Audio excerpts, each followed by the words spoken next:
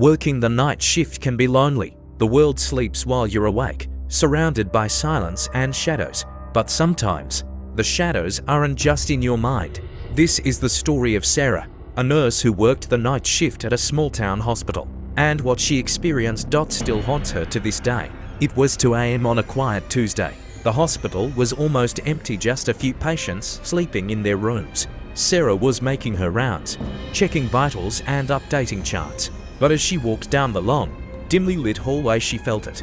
That prickling sensation on the back of her neck, like she wasn't alone. She turned around, nothing, just the empty hallway. Shaking it off, she continued her rounds. But then she heard it, a faint whisper, so soft it could have been the wind.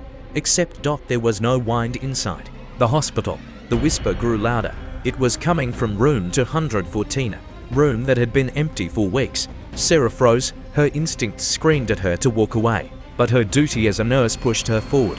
She stepped inside, and that's when she saw it. In the corner of the room, a shadow moved, but it wasn't just a shadow. It had shape form, a tall, dark figure, hunched and unnatural. It turned its head slowly, and Sarah swore she saw two glowing eyes staring back at her. Sarah stumbled back, her heart racing. The figure lunged toward her, but as quickly as it appeared, it vanished. The room was empty again. The whispers stopped, but the feeling of dread, it stayed. Sarah reported what she saw, but no one believed her.